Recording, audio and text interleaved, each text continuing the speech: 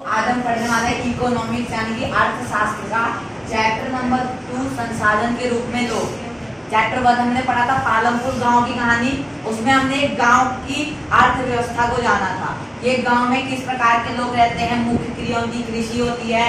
गैर कृषि से जुड़े लोग होते हैं जो गाय पालन मतलब पशुपालन करते हैं और डेयरी फार्मिंग करते हैं, छोटे छोटे उद्योग करते हैं। आज हम उसका पार्ट 2 ही पढ़ेंगे, मतलब संसाधन के रूप में लोग। देखिए, इंसान एक बहुत महत्वपूर्ण संसाधन है। जैसे मान लीजिए कोई भी संसाधन है। एक हमने क्लास 7 में पढ़ा था, चैप्टर है पारितंत्र वाला, जिसमें कि कहते हैं कि हमारे आसपास मौजूद पेड़ पौधे पादप एक परस्पर क्रिया करते हैं जो पारितंत्र कहलाता है। उसके अंदर 3 आते थे संसाधन के प्रकार, मानव निर्मित और प्राकृतिक यानी कि नेचुरल, जो अपने आप बना हो, जो इंसानों ने नहीं बनाया हो। जो इंसानों ने बनाया है वो हो गया मानव निर्मित। और मानव निर्मित संसाधन इसलिए क्योंकि इंसान अपनी सुविधा के अनुसार प्रकृति में चेंज करता है, बदलाव लाता है, वे मानव निर्मित संसाधन कहलाते हैं। और इंसान भी क्रिया करता है जो कि खुद मानव एक संसाधन के अंदर आता है। तो उसी चीज को पढ़ने वाले हैं डिटेल में, मानव संसाधन। चैप्टर का नाम एक तरह से हम रख सकते हैं कि मानव संसाधन क्यों महत्वपूर्ण है, मानव संसाधन क्या है और मानव संसाधन किस लिए जरूरी है। तो सबसे पहले पढ़ेंगे, देखिए 3 प्रकार के क्षेत्रक होते हैं, प्राथमिक, द्वितीय और तृतीय। तीनों का काम अलग अलग होता है और 3 क्षेत्र में बांटा गया है। तो सबसे बेसिक लेवल से शुरू करते हैं। पहला जो प्राथमिक क्षेत्रक है वह है वन विभाग से और कृषि से जुड़े लोग। सबसे लोग गांव से जुड़े लोग जो कि कृषि से, वन विभाग से, लकड़ियों को काटना, ये सब चीज बहुत इजी में समझेंगे। बहुत शॉर्ट चैप्टर है, ज्यादा लंबा लेंथी नहीं करेंगे, मेन पॉइंट समझाने वाले हैं आपको। तो जो पहले में आता है कृषि। मान लो एक किसान है, उसने अपने 1 हेक्टेयर के खेत में गेहूं उगाया। 1 हेक्टेयर खेत में उसने गेहूं उगाया और एक इंसान लकड़हारा यानी कि वुड कटर, जो कि लकड़ियां काटता है। अब चलो मान लो इसने फसल को उगाया, इसके खेत में हुई 100 कुंटल फसल यानी कि 10,000 किलो। ठीक है, अकेले तो खा नहीं लेगा, कितना भी बड़ा परिवार होगा भाई, 10 लोग होंगे, 12 लोग होंगे, 5 लोग होंगे, 6 लोग होंगे, अकेला तो खा नहीं जाएगा। और इसको ये ले जाके कहाँ बेचेगा, तृतीय क्षेत्र के पास। अच्छा ये मैं बता दूं, ये तीनों क्षेत्र जो है वो एक दूसरे से कंबाइंड है यानी कि जुड़े हुए हैं। प्राथमिक क्षेत्र है, द्वितीय और तृतीय। अगर प्राथमिक क्षेत्र कोई कार्य नहीं करेगा तो द्वितीय नहीं करेगा, और द्वितीय नहीं करेगा तो तृतीय भी नहीं कर पाएगा। ठीक है, तो प्राथमिक मैंने आपको बताया कि मान लो इसने गेहूं उगाया और अब ये गेहूं उगा के कहाँ ले जाएगा, इनके पास ले जाएगा और ये इसका क्या करेंगे, विनिर्माण यानी कि चीजें बनाएंगे। कैसे बनाएंगे, मान लो गेहूं है, गेहूं का तो देखो मैंने क्या बताया, मान लो इसने गेहूं उगाया, ये कहाँ से लेके जाएगा, द्वितीय क्षेत्र के पास। अच्छा द्वितीय क्षेत्र में कैसे कैसे लोग आते हैं, देखो द्वितीय क्षेत्र में वो लोग आते हैं जो इस चीज का निर्माण करते हैं।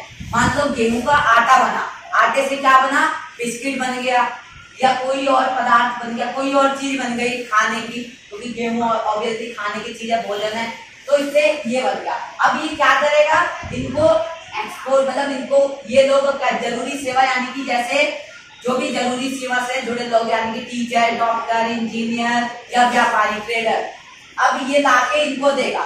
मान लो इसने बिस्कुट बनाया, निर्माण यानी बिस्कुट, मतलब निर्माण करा, बिस्कुट का उत्पादन करा। अब वो क्या करेगा, ऐसा तो यानी कि फैक्ट्री अपने आप बेच देगी, वो लाके देगी व्यापारियों को। व्यापारी क्या करेंगे, उसको बेचेंगे। अगर व्यापारी छोटा होगा, उसकी अपनी दुकान होगी, अपनी दुकान में बेचेगा, नहीं तो वो दूसरे छोटे व्यापारियों को बेचेगा, वो दूसरों को देगा।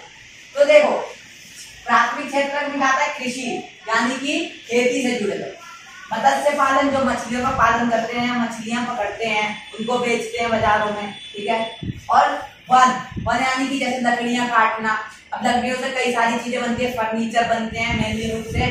और खनन यानी कि माइनिंग, रॉ जो होता है मेटल्स, यानी कि हमारा गोल्ड हो गया, सिल्वर हो गया और ये आयरन हो गया, जितने भी मेटल्स हैं और भी कई चीजें, मिनरल्स, खनन इसी चीज से निकलता है। तो वो अब ये लाके इनको देंगे, ये इनके पास क्या होता है, कच्चा माल।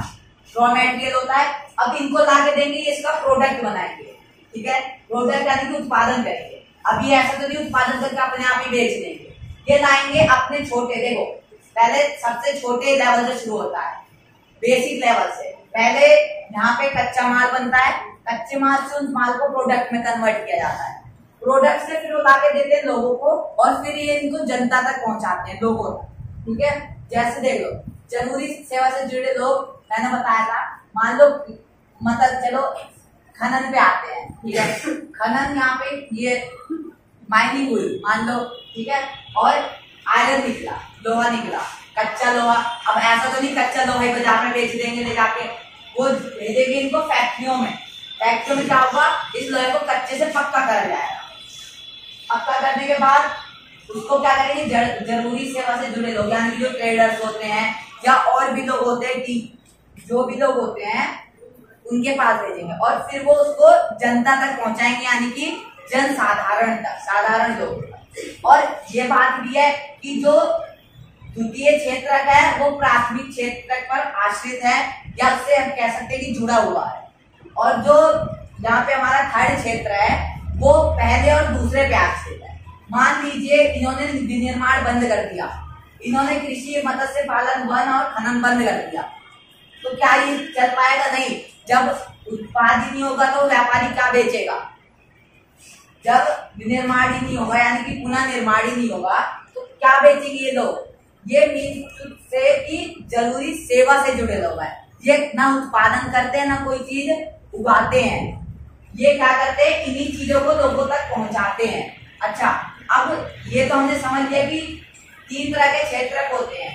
तीनों क्षेत्रक क्या क्या होते हैं? बेसिक लेवल से एडवांस लेवल तक, छोटे से लेकर बड़ा कृषि, उसके बाद उसका उत्पादन प्रोडक्ट बना, प्रोडक्ट से वो लोगों तक आया और फिर जनसाधारण तक पहुंचा।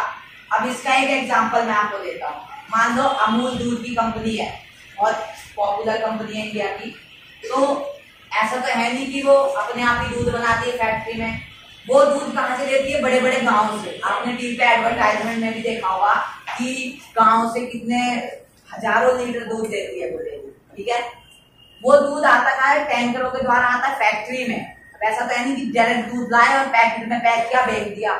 खराब भी हो सकता है दूध, अच्छा भी हो सकता है, दूध में इम्प्योरिटीज भी हो सकती हैं, क्योंकि भाई बहुत दूर से आ रहा है वो दूध गाँव से। क्या करेंगे? उसको लाके कंपनी में उबालेंगे, उबालने के बाद उसकी इम्प्योरिटीज जो होती है काफी कम हो जाएगी। फिर उसको क्या करेंगे? फिल्टर करके फिर उसको क्या करेंगे? ये देखेंगे कि ये दूध कब तक एक्सपायर होगा, ठीक है। उसके बाद उसको पैक करेंगे और उसकी पन्नी पे एक्सपायरी डेट लिखेंगे, इसके बाद दूध फट भी सकता है, खराब हो जाएगा, मतलब यूज के लायक नहीं रहेगा। उसके बाद वो क्या करेंगे? भेजेंगे बड़े बड़े व्यापारियों तक, व्यापारी खरीद के ले जाएंगे, फिर उनसे छोटे छोटे व्यापारियों तक आएगा और फिर दुकानों में आएगा और फिर जन साधारण यानी कि हम सबको वो मिलेगा। अब देखो इंसान जो है, देखो मनुष्य आज ऐसा समझ सकते हैं कि भारत जो है उसकी पॉपुलेशन बहुत ज्यादा है, तो देखो ऐसा तो है नहीं कि मनुष्य जो है वो कोई भी कार्य करता है तो आय के लिए लगभग करता है। अधिकतर मनुष्य भी, क्योंकि वो जीवित प्राणी है, उसे खाने के लिए कुछ ना कुछ चाहिए, और ज्यादा पॉपुलेशन यानी कि जनसंख्या होने के कारण बेरोजगारी भी बढ़ रही है, जो कि बहुत बड़ा मुद्दा है। तो बेरोजगारी भी कई प्रकार की होती है, मौसमी बेरोजगारी, प्रच्छन्न बेरोजगारी, शिक्षित बेरोजगारी। तो सबसे पहले हम पढ़ते हैं मौसमी यानी कि सीजनल बेरोजगारी, ठीक है। तो देखो मैंने आपको बताया 3 प्रकार की बेरोजगारी होती है मुख्य रूप से, मौसमी बेरोजगारी, प्रच्छन्न बेरोजगारी और शिक्षित बेरोजगारी। अब इनको पढ़ते हैं होती क्या है। मौसमी बेरोजगारी से ही पता चल रहा है आपको कि सीजनल यानी कि मौसम में रोजगार मिलते हैं और नहीं भी मिलते। अब आप सोचोगे कैसे, ऐसा कैसे हो सकता है भाई? तो मैं कुछ एग्जांपल देता हूँ जिससे कि आप काफी आसानी से समझ सकते हो। मान लो एक खेत है, उस खेत में हमने धान लगाया, ठीक है, और उससे हमें चावल मिलेंगे, ठीक है। तो धान लगाने में कितना दिन लगा? 1 दिन 2 दिन, ज्यादा बड़ा खेत होगा तो 1 हफ्ते लग जाएंगे। 1 हफ्ते के लिए लोगों को किराए पर लिया गया, मजदूरों को। 1 दिन में उन्हें मान लो 300 रुपए दिए गए और कहा कि हमारे खेत में धान लगाना है। उन्हें 7 दिन की नौकरी मिली, 7 दिन की नौकरी मिली उन्हें, 300 रुपए यानी कि 2100 रुपए हो गए उनके। अब उसके बाद उन्हें क्या, उन्हें तो रोजगार नहीं मिलेगा। फिर मान लो अब धान काटने का समय आया, पक गया धान, बारिश हो गई, अच्छे से धान बन गया, अब इसको काटने का समय आया। इन लोगों को फिर बुला दिया गया, फिर इन लोगों को कहा गया कि भाई तुम 1 हफ्ते तक फिर काम करो और धान काट दो, उसके बाद तुम्हारा काम खत्म, ठीक है। उसके बाद इन्होंने फिर काम किया और फिर ये लोग चले गए।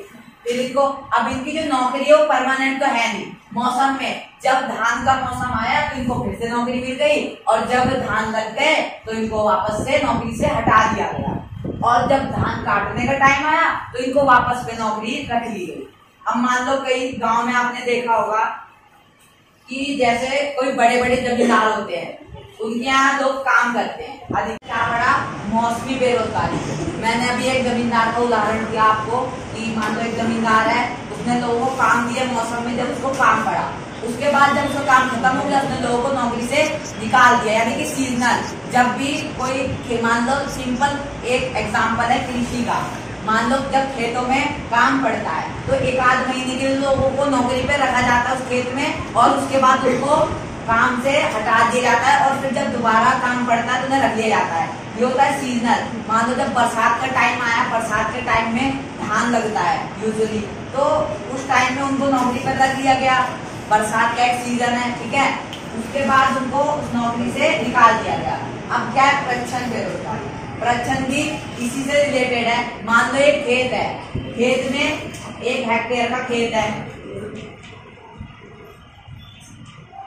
अब इस खेत में लोग कितने काम करेंगे, मान लो 3-4 लोग मिलकर पूरे खेत को सही से इस खेत में धान लगा देंगे या गेहूं जो भी है वो कर देंगे। लेकिन इस खेत में कितने लोग काम कर रहे हैं, मान लो 10 लोग काम कर रहे हैं, क्या वो प्रच्छन्न? क्यों? इसमें जरूरत कितनों की है, मात्र 4 लोगों की, लेकिन काम कितने कर रहे हैं, 10, यानी कि आधे से भी ज्यादा, डबल से भी ज्यादा लोग काम कर रहे हैं। और ये किस लिए होता है, किसी देश की जनसंख्या के कारण। मान लो उस देश का जो है क्षेत्रफल है, उस देश में बेरोजगारी है, तो लोग क्या करेंगे, कोई बात नहीं भाई तुम हमें कम ही पैसे दे दो, हम तुम्हारे खेत में काम कर लेंगे। और इससे जो लोग जिनका खेत होता है उन्हें भी फायदा होता है। किस तरह फायदा होता है कि अगर 4 लोग मिलके एक काम को 4 दिन में करेंगे तो 10 लोग मिलकर उस काम को 1 दिन में, 1.5 दिन में ही कर देंगे, ठीक है। 1 दिन या 1.5 दिन में कर देंगे तो उसका फायदा हो जाएगा। लेकिन वो पैसा तो उतना ही देगा, वो कहेगा कि भाई मैं 4 लोग रखूंगा, मैं एक को 500 रुपए दूंगा 1 दिन पे, 500 तो ज्यादा होगा, खैर कोई बात नहीं, 500 रुपए दूंगा, कितने में 2000, 4 लोग के 2000। अब 10 लोगों को रख लिया उसने, उन्हें जरूरत है काम, अब वो कह रहा है कि कोई बात नहीं मैं सबको 200 दे दूंगा, 200 रुपए, और तुम्हें काम करना है। अब वो भी मजबूर है, उनके पास रोजगार नहीं है, तो कह रहे हैं कोई बात नहीं भाई हम कर लेंगे 200 पे काम। लेकिन जिसका खेत है उसको फायदा हो जाएगा, और जो लोग खेत में काम कर रहे हैं उनका तो नुकसान होगा, क्योंकि मेहनत तो वो पूरी करेंगे जितनी नॉर्मली करते हैं, लेकिन उनको पैसा कितना मिलेगा, कम मिलेगा। अब क्या है, शिक्षित बेरोजगारी, जो कि एक भारत का बहुत बड़ा मुद्दा है। शिक्षित बेरोजगारी यानी कि लोग शिक्षित हैं फिर उन्हें रोजगार नहीं मिलता। इसके पीछे कई कारण भी हैं। सबसे बड़ा कारण तो ये है, जो लोग सही से शिक्षा प्राप्त करते हैं उनको रोजगार तो मिल जाएगा, लेकिन जो लोग ये हैं कि हाँ भाई हम शिक्षित हैं, हम ग्रेजुएट हैं, लेकिन उन्होंने सही से पढ़ाई नहीं करी, उन्होंने बस इतनी पढ़ाई करी है कि हम भाई पास हो जाएं और हमारी 33% आ जाए, तो उनको कहाँ से रोजगार मिलेगा। इंडिया में यही चीज तो है, इंडिया में कंपटीशन बहुत ज्यादा है। कंपटीशन यानी कि 33% वाले को रोजगार नहीं मिलेगा, जिसने टॉप किया होगा, जिसके ज्यादा नंबर आएंगे पहले उसको देंगे रोजगार, और फिर सीट्स बचेंगी तब मेरिट को गिराएंगे, उसके बाद और लोगों को रोजगार दिया जाएगा। मान लो एक राज्य है, दिल्ली का ही ले लेते हैं, एक राज्य है दिल्ली, इसमें टीचर्स की सीट खाली, वैकेंसी कितनी है इसमें, मान लो इसमें 5000 टीचर की वैकेंसी है, और दिल्ली की पॉपुलेशन कितनी है, लगभग 3 से 4 करोड़, 3 से 4 करोड़। अब ये तो नहीं सब इसमें भर देंगे, जो इसके एलिजिबल होंगे यानी कि जो इसके लायक होंगे, जिन्होंने इतनी पढ़ाई करी होगी वही भरेंगे। इसमें से इन्होंने भरा, मान लो 25,000 लोगों ने नौकरी के लिए अप्लाई किया, पेपर हुआ, 25 में से 10,000 लोगों के तो आए, 10,000 लोगों के तो आए यहाँ पे 70%। 5,000 के आए यहाँ पे तुम्हारे 40%। और 10,000 के आए, नहीं सॉरी, 5,000 के आए 90%। और यहाँ पे 10,000 के आए 80%। तो ये भी देखेगी कि 10 ये है, जिनके ज्यादा नंबर होंगे उनको लिया जाएगा, क्योंकि उन्हें ये लगेगा कि भाई ये ज्यादा पढ़े लिखे, इनके अंदर ज्यादा दिमाग है और ये लोगों को पढ़ा सकते हैं, अच्छे से बच्चों को पढ़ा सकते हैं, तो इनको लिया जाएगा और इनको कहेंगे कि तुम दूसरी नौकरियों में ट्राई करो या दोबारा ट्राई करो। ये चीज होती है शिक्षित बेरोजगार, यानी कि पढ़े लिखे लोग होकर भी सही से उन्हें नौकरी नहीं मिल रही और उन्हें ठेला चलाना पड़ता है, मजदूरी करनी पड़ती है, रिक्शा चलाना पड़ता है, ऐसे काम करने पड़ते हैं। और एक बहुत महत्वपूर्ण चीज है कि मानव एक संसाधन है, ठीक है।